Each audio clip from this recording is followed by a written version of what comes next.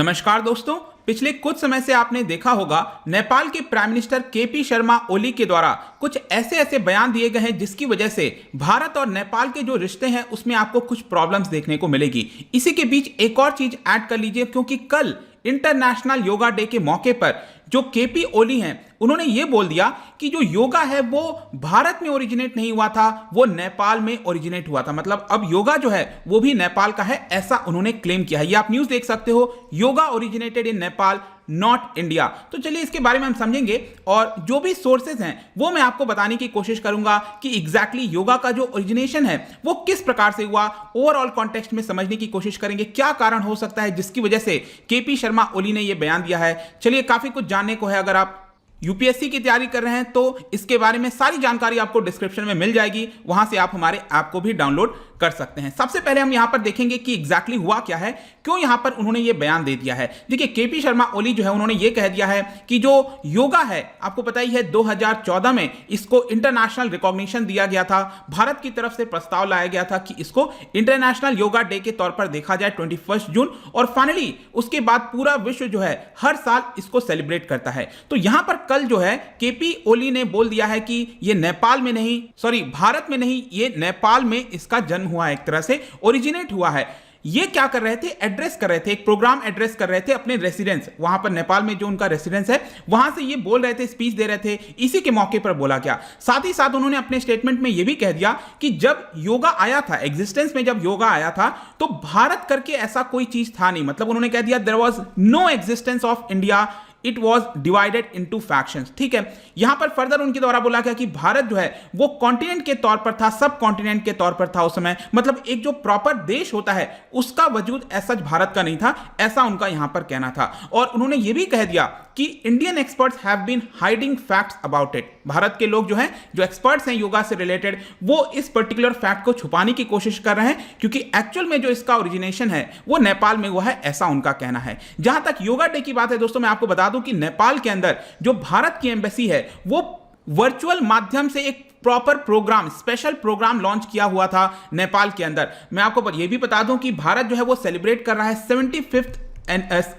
Anniversary of its independence. आपको पता है ये पूरा साल चलने वाला है, जिसको आजादी का अमृत महोत्सव जो है ये नाम दिया गया था। और इसी के बीच यहां पर इंडियन एम्बेसी के द्वारा एक थीम लाया गया था जो कि था घर घर में योगा। तो be with yoga, be at home, इस तरह का थीम लाया गया था ताकि पूरे नेपाल में इसका मैसेज फैलाया जा सके। मतलब इसका जो बेनिफिट है वो हर नेपाल के घर में पहुंच सके, इसके लिए भारत की एम्बेसी के द्वारा लगातार कोशिश किया जा रहा था। और ये जैसा कि मैं आपको स्टार्टिंग में बता रहा था कि 2014 में यहां पर यूनाइटेड नेशंस की जनरल असेंबली में काफी बड़ी मात्रा में सपोर्ट किया और इसको इंटरनेशनल डे ऑफ योगा के तौर पर अपनाया गया। याद रखिएगा, पहली बार इंटरनेशनल डे ऑफ योगा वो 21 जून 2015 में जो है ये सेलिब्रेट किया गया था, और उसके बाद लगातार ये हर साल किया जाता है। तो चलिए, यहां पर केपी ओली का बयान आ गया, लेकिन एक्चुअल में चीजें क्या है, हिस्ट्री क्या है योगा की, इसका कॉन्टेक्स्ट क्या है, ये हम थोड़ा अच्छे से समझने की कोशिश करेंगे। देखिए, जहां तक बताया जाता है ओवरऑल कॉन्टेक्स्ट में कि ये जो प्रैक्टिस ऑफ योगा है वो करीब 5000 साल पहले इंडस सरस्वती जो सिविलाइजेशन है, इंडस सिविलाइजेशन, मतलब 2000 बीसी के आसपास आप कह सकते हो इसका कुछ ओरिजिनेशन हुआ होगा। और पहली बार इसका अगर आप मेंशन देखोगे प्रॉपर तरीके से, ये आपको ऋग्वेदा में मिलेगा। आपको पता है ना, जो ऋग्वेदा है उसके वो करीब 1000 बीसी के आसपास, मतलब 1400 बीसी से लेकर 1000 बीसी के आसपास अगर आप देखोगे तो ऋग्वेदा का समय था करीब। उसके बाद लेटर वैदिक पीरियड आता है, लेकिन जो स्टार्टिंग का ऋग्वेदा था उसके अंदर इसका कहीं ना कहीं आपको मेंशन मिलेगा। इसके अलावा आगे चलकर इसको फर्दर डेवलप किया गया ब्राह्मण्स के द्वारा, और उपनिषद जो हैं उसके अंदर आपको कई सारे इसके एविडेंस देखने को मिलते हैं। इवेंचुअल जो डॉक्यूमेंटेशन है वो उपनिषद में ये देखने को मिलता है योगा। अगर हम प्रॉपर ओरिजिन की बात करें, मतलब क्या कुछ तथ्य हैं नहीं है, तो देखिए यहां पर मैं आपको जो भी गवर्नमेंट के सोर्सेज हैं उसके अकॉर्डिंग बताऊं तो बताया गया है कि ये जो योगा है वो किसी रिलीजन, किसी बिलीफ से बिलोंग नहीं करता है। क्योंकि अगर इसका ओरिजिन हम देखें तो ये जब बिलीफ सिस्टम आया था ना, जब रिलीजन्स वगैरह जैसी चीजें आई थी, उसके काफी पहले से ये ओरिजिन है इसका योगा का। इसीलिए आज भी कहा जाता है कि इसका किसी रिलीजन के साथ संबंध नहीं करना चाहिए। और कई बार तो कई हजार वर्षों पहले बताया जाता है, कई बार 5,000 वर्ष पहले, 10,000 वर्ष पहले। लेकिन ये एक चीज बताया जाता है, आपने अडी योगी के बारे में सुना होगा, he is considered to be the first yogi, जो शिवा है he is considered to be the first yogi, ऐसा बताया जाता है। और एग्जैक्ट मैं आपको इसका चीज बताऊं ओरिजिन का, तो बेसिकली क्या हुआ था, जो अडी योगी हैं शिवा जो है, वो बताया जाता है कि जो बैंक ऑफ लेक कांति सरोवर है, कांति सरोवर में आपको बता दूं प्रेजेंट में आप देखो तो जो उत्तराखंड में केदारनाथ के पास जो लेक है एक हिमालय के रीजन्स में, वहां पर कांति सरोवर बताया जाता है आज के डेट में। और इसमें क्या किया था, जो अडी योगी हैं, जो फर्स्ट गुरु माने जाते हैं योगा के, उन्होंने अपना जो नॉलेज है वो दे दिया था यहां पर सप्त ऋषिज को, जो 7 ऋषिज थे, जो सेजेस जिनको कहते हैं ना 7 सेजेस, उनको अपना प्रॉपर नॉलेज दे दिया था। और फिर ये जो आपके सेजेस थे, उन्होंने पूरे विश्व भर में भ्रमण करके जाकर यहां पर इसको फैलाने की कोशिश की, इसके बारे में बेनिफिट जो है, जो भी चीजें हैं, इसको बताने की कोशिश की। लेकिन भारत के अंदर इसका सबसे ज्यादा इंपैक्ट आपको देखने को मिलेगा, क्योंकि भारत में इसको जो फैलाया जा रहा था वो था, आपने नाम सुना होगा अगस्त के द्वारा। वो यहां पर पूरे इंडियन सब कॉन्टिनेंट में जाकर इसके बारे में फैला रहे थे, इसके जो कल्चर है, इसकी जो हर एक चीज है, उसके बारे में बताया जा रहा था। तो आई होप कि आपको अब थोड़ा सा लिंक समझ में आ रहा होगा कि अडी योगी ने यहां पर 7 सेजेस को बताया। वो लोग कई जगह गए, जैसे Asia, middle east, northern Africa, south America, कई जगह ये लोग गए और फैलाने की कोशिश की। लेकिन भारत में इसका सबसे ज्यादा प्रोफाउंड जो इंपैक्ट है वो देखने को मिलेगा। लेकिन इसके साथ साथ अभी भी कई लोग क्वेश्चन कर सकते हैं कि ठीक है, ये तो आप बात बोल रहे हो, क्या इसका कोई आप प्रमाण दे सकते हैं? देखिए, एक सबसे बड़ा एविडेंस आपको देखने को मिलेगा, मैंने आपको बताया था इंडस सरस्वती जो सिविलाइजेशन है, उसमें अगर आप देखोगे तो क्लियरली बहुत सारे सील्स वगैरह देखने को मिले हैं इस तरह के, आपने देखा होगा। और इसमें क्लियरली पिक्चर में आपको दिखाया गया है, जो योगी के पिक्चर्स हैं, जो फिगर्स पाए गए हैं परफॉर्मिंग योगा, ये क्लियरली शो करता है ये आपका इंडस जो सरस्वती सिविलाइजेशन है, उसी में इसको पाया गया था। और इसमें क्लियरली हमें फाइंड आउट देखने को मिलता है कि योगा पोस्चर में ये चीज किया जा रहा है। तो इससे बड़ा आई डोंट थिंक कि कोई एविडेंस हो सकता है, मतलब कि एकदम अर्लीस्ट एविडेंस की बात करें तो कुछ इसी शेप में आपको देखने को मिलेगा। लेकिन इसके अलावा रिटर्न में अगर हम देखेंगे, मेन सोर्सेज अगर आप देखो तो जो वेदास हैं, 4 वेदास जो हैं, उसके अंदर उपनिषद हो गए, स्मृतिज हो गई, जो टीचिंग्स हैं, इनफैक्ट आप बुद्धिज्म, जैनिज्म, इन सब के टीचिंग्स देखोगे, एपिक हो गया, पुराणास हो गया, इन सब जगह आपको इसका एविडेंस देखने को मिलता है। और उसके बाद से अगर मैं आपको बताऊं, मतलब स्टार्टिंग से लेकर जो है कई हजार वर्षों पहले से, 2-2.5 हजार वर्ष पहले से लेकर अभी तक का अगर आप पूरा पीरियड देखो तो यहां पर इसको 3 पीरियड में बेसिकली बांटा जाता है। जो सबसे पहला पीरियड बोला जाता है, इसको कहा जाता है क्लासिकल पीरियड, फ्रॉम 5000 बीसी से लेकर 800 एडी के आसपास में, 1200-1300 जो वर्ष का पीरियड था, गुप्ता पीरियड, कई सारे पीरियड्स इसमें देखने को मिलते हैं, तो क्लासिकल पीरियड बोला जाता है। और मोस्ट फर्टाइल जो इसका प्रोमिनेंट पीरियड है ना, वो यही होता है, हिस्ट्री और इसका डेवलपमेंट यहीं से शुरुआत होती है, पूरे तौर पर यह बताया जाता है। इसके बाद जो है 800 एडी से लेकर 1700 एडी में फर्दर इसको डेवलप करने की कोशिश की गई। इसको कहा जाता है पोस्ट क्लासिकल। पोस्ट क्लासिकल में आपने बहुत सारे नाम सुने होंगे, जो टीचिंग्स हैं शंकराचार्य की, रामानुजाचार्य आपने सुना होगा, माधवाचार्य सुना होगा, ये काफी सारे पर्सनालिटीज हैं, प्रोमिनेंट पर्सनालिटीज, जिन्होंने इसको फर्दर जो है फैलाने की कोशिश की है। इसके अलावा जो टीचिंग्स हैं, जैसे सूरदास की, तुलसीदास हो गए, पुराण दास हो गए, मीराबाई, इन सब ने भी यहां पर काफी ज्यादा कंट्रीब्यूशन किया है योगा की, अगर हम बात करें तो इस पूरे पीरियड के अंदर।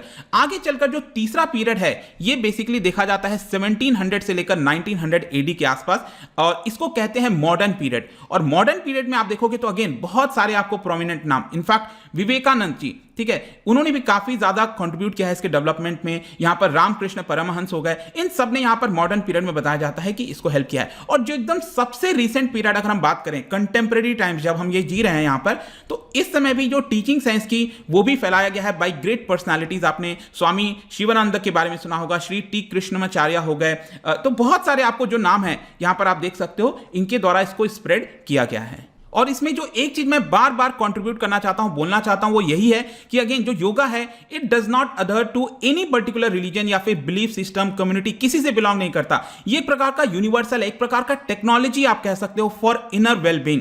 अंदर से आपके अच्छा रखने के लिए योगा बहुत ज्यादा काम आता है। कोई भी इसको प्रैक्टिस करता है can reap its benefit irrespective of one faith, ethnicity और कल्चर। और साथ ही साथ अगर आप सोच रहे हो योगा का मतलब क्या होता है, देखिए ये संस्कृत वर्ड से डिराइव हुआ है, बेसिकली युज, इसको कहा जाता है ज्वाइन या फिर टू योग कह सकते हो, मतलब यूनाइट करना। यूनाइट का सिंपल अर्थ यहां पर ये कॉन्टेक्स्ट ये है कि it leads to union of India, जो इंडिविजुअल कॉन्शियसनेस है, हमारा जो अंतर की कॉन्शियसनेस है और जो बाहर यूनिवर्सल कॉन्शियसनेस है, उसको एक प्रकार से जोड़ने में मदद करता है। एक प्रकार से आप कह सकते हो जो हार्मनी है हमारे माइंड और बॉडी की, इसको यूनाइट करता है। मतलब जो मैन और नेचर की अगर हम बात करें तो इसको यूनाइट करने की कोशिश करता है कि दोनों एग्जिस्ट कर सकते हैं अच्छे तरीके से। तो यही है दोस्तों योगा के बारे में, और जो भी ओरिजिन वगैरह को लेकर जो भी एविडेंस वगैरह जैसी चीजें थी वो ने आपको बता दिया। अब देखिए ये सिंपली एक कंट्रोवर्सी आप कह लो तो क्रिएट करने की कोशिश की जा रही है, ऐसा जिसका कोई मतलब नहीं है। मतलब कि यहां पर अगर हम थोड़ा सा सोचे भी कि अगर क्यों किया जा रहा है, तो आप अभी नेपाल में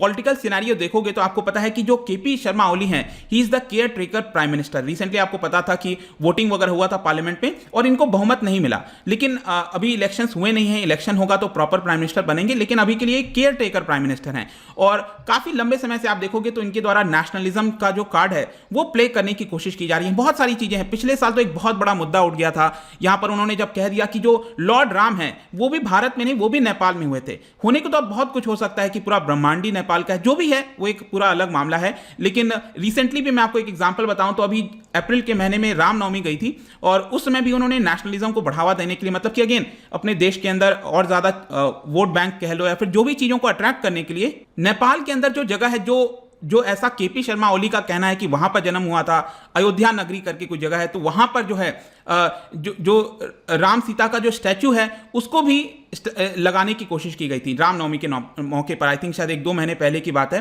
तो इस तरह की चीजें की जा रही हैं, बयान दिए जा रहे हैं। As such I don't think कि इससे कोई, इनफैक्ट नेपाल के भी जो लोग हैं वो भी एज सच कोई बहुत इंटरेस्टेड होंगे, बट स्टिल यहां पर इस तरह के बयान देकर जो भारत और नेपाल के जो ऑफिशियल रिश्ते हैं उसमें जरूर थोड़ी सी कड़वाहट देखने को मिलती है। लेट्स सी कि क्या होता है आगे, लेकिन आई होप कि इस वीडियो के माध्यम से आपको बहुत सारी जो क्लैरिटीज हैं वो यहां पर देखने को मिली होंगी। जाने से पहले एक बहुत ही इंटरेस्टिंग क्वेश्चन आपके लिए लेकर आया हूं।